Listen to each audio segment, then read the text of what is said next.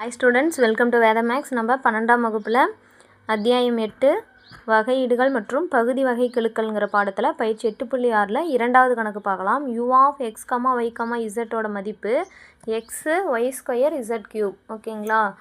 x ஓட மதிப்பு sin t, y ஓட மதிப்பு cos t, z ஓட மதிப்பு 1 + e⁻²t. அப்ப du/dt யை கண்டுபிடிக்கணும்.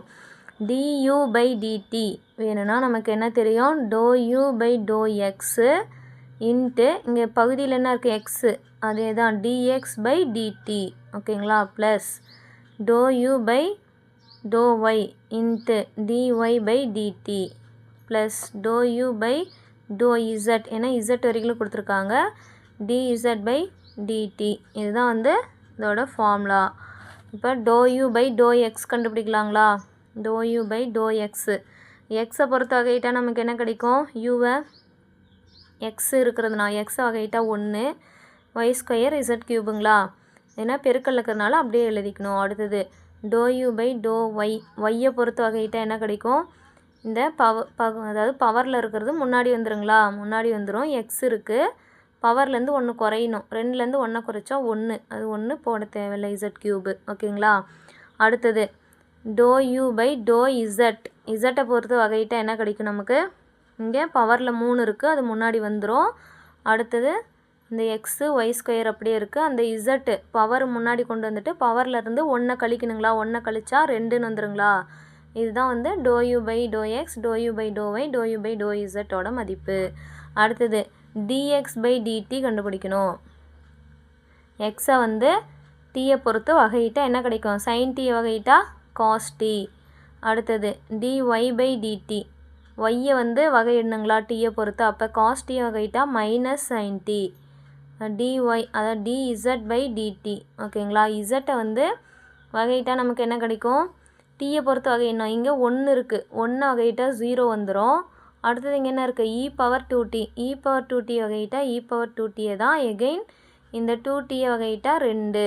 அப்போ என்ன வரும்? 2 × e⁻²tன்னு வரும் ஓகேங்களா? இப்போ இந்த மதிப்புகள் எல்லாத்தையும் இந்த ஃபார்முலாவில் எடுத்து பிரதியிடலாங்களா? இப்போ அந்த ஃபார்முலாவில் எல்லா மதிப்புகளையும் பிரதியிட்டாச்சு. இப்போ என்ன பண்ணணும்? எக்ஸ் ஒய் இசட்டோட மதிப்பை நம்ம இதில் பிரதியிடணும் ஓகேங்களா? ஒய்க்கு என்ன வேல்யூ கொடுத்துருக்குறாங்க நமக்கு புக்கில்? cos t. அப்போது cos t ஸ்கொயருங்களா? அப்போ என்ன பண்ணலாம்? cos² tன்னு எழுதலாம். இசட்டோட மதிப்பு என்ன கொடுத்துருக்காங்க? 1 + e⁻²t³ எழுதலாங்களா? அடுத்தது cos t ப்ளஸ் இது ஒரு டேர்மு. அடுத்தது இது என்ன இருக்குது? 2 × எக்ஸோட மதிப்பு என்ன கொடுத்துருக்காங்க? எக்ஸோட மதிப்பு வந்து sin tன்னு கொடுத்துருக்காங்க. அப்போ sin t. அடுத்து ஒய்க்கு வந்து cos t. அடுத்தது இசட்டோட மதிப்பு 1 + e⁻²t ஓகேங்களா? இப்போ இசட் வந்து க்யூப் இருக்குங்களா? அப்போ க்யூப் போட்டுக்கணும். அப்புறம் -sin t ஓகேங்களா? இங்கே இருக்கிற -sin t அப்படியே வரும். அடுத்து மூணாவது டேர்ம் என்ன இருக்குது? 3 × எக்ஸோட மதிப்பு என்ன கொடுத்துருக்காங்க? எக்ஸோட மதிப்பு நமக்கு sin tங்களா? sin t. ஒய்க்கு வந்து cos tங்களா? cos² tன்னு எழுதிக்கலாம். இசட்டோட மதிப்பு 1 + e⁻²t² இன்ட்டு 2 × e⁻²t ஓகேங்களா? இது வந்து மூணாவது. இந்த மூணுலேயுமே நமக்கு என்ன காமனாக இருக்குது? 1 + e⁻²t³ இங்கேயும் ⁻³ இங்கே ⁻² இருக்குது. கம்மியாக எது இருக்கோ அதை தான் வெளியே எடுக்க முடியும் ஓகேங்களா? அப்போ வெளியே எடுத்துகிட்டு என்ன கிடைக்கும்? 1 + e⁻²t² வெளியே எடுத்துகிறோம். இதில் என்ன இருக்கும்? Remaining cos²t. இங்கே வந்து 1 + e⁻²t³ இருக்குது. 2 வெளியே போயிடுச்சுன்னா ஸ்கொயர் போயிடுச்சுன்னா மீதி 1 இருக்குங்களா? அப்போது 1 + e⁻²tன்னு இருக்கும். இங்கே cos t, இங்கே ஒரு cos² t என்ன வரும்? பெருக்குனா cos³ மாறிக்குங்களா? cos² t cos t பெருக்குனா cos³ t. அடுத்தது ப்ளஸ் இங்கே என்ன இருக்குது?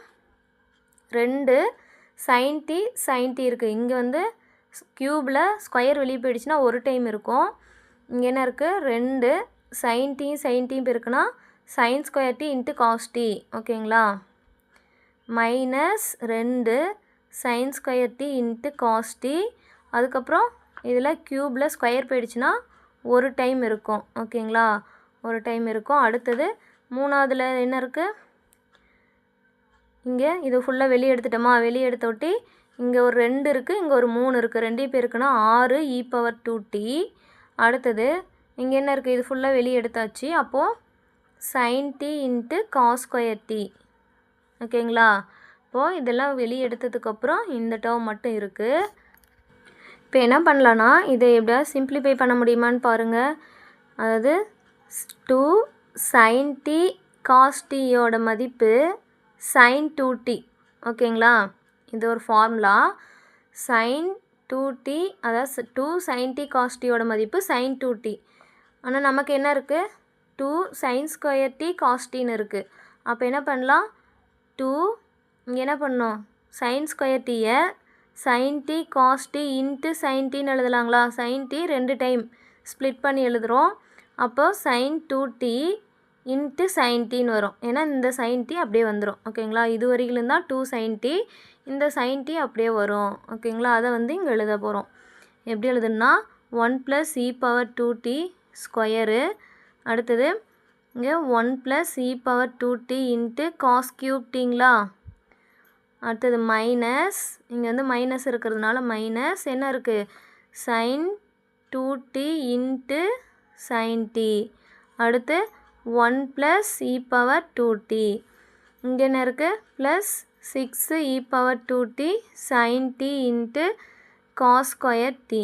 ஓகேங்களா, அவ்வளோதான் ஸ்டூடெண்ட்ஸ். இதுதான் வந்து du/dt யோட மதிப்பு.